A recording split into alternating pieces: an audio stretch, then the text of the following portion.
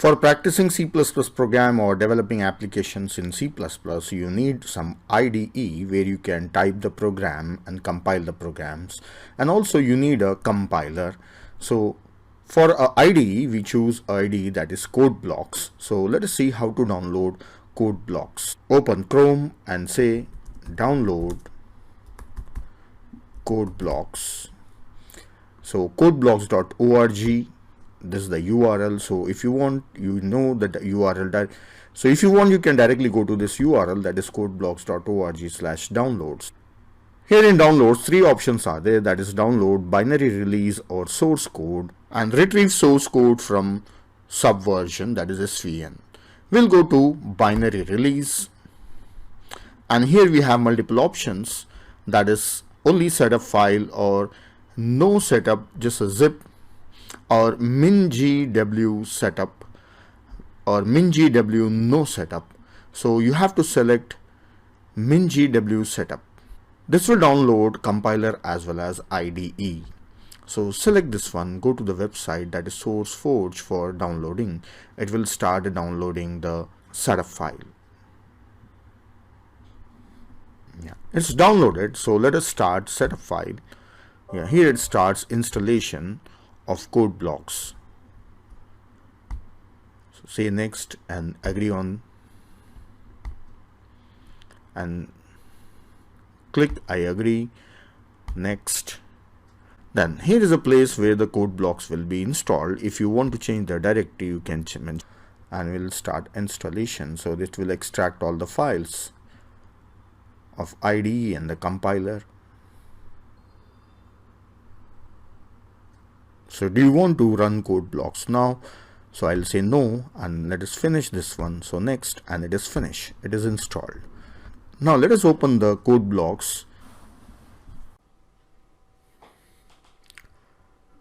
Yes, now the CodeBlocks IDE is open. Now before we start using it, before we start writing the programs, we have to make some settings here. And these are one-time settings. So let us see what are the settings we have to do. Go to menu. In the menu at the end you will find settings option. Select that one and go to compiler. Now this tab is open. See here right now, if you see the language selected here is C++ 98.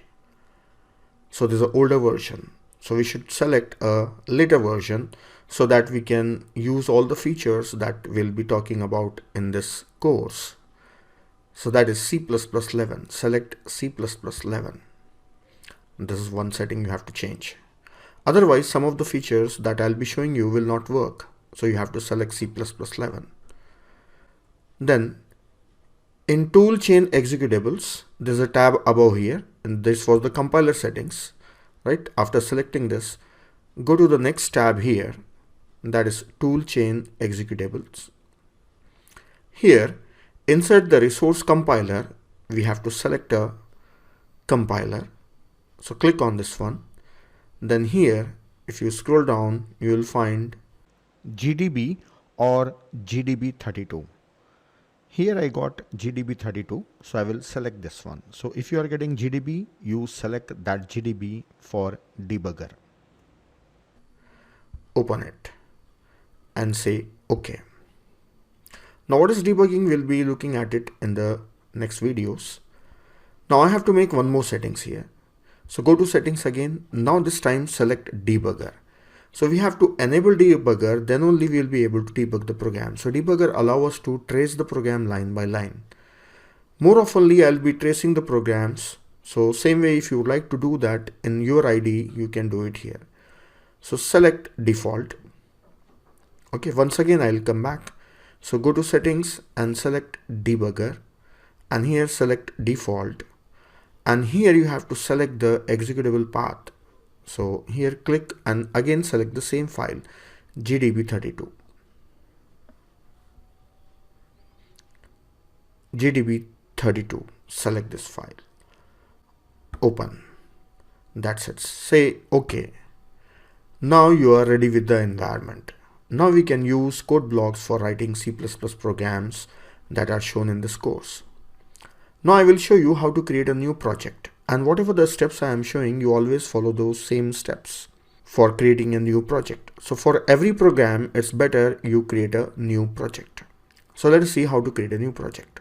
So I can go to files and say new project. I can start a new project, and the project type that you have to select is console application, and the language that you have to select is C++, and the project name my first. Finish. Now here the project is created, and in the sources this is the C++ file. Double click on it, and this is the source code file. So here is already some code is written, so you can type your own code in this place, and you can write all your programs here. See, already IOStream header file is included, and the namespace is also included here. So using namespace, this hello world is displayed. Now you can write all your programs here, that is using this main function, and you can write your own functions or classes. That will be learning slowly. So let us see how to run. So first you have to build this one. So compile, say build this project, build and run the program. So it displays hello world. So that's it. So this is how you can download and use this IDE.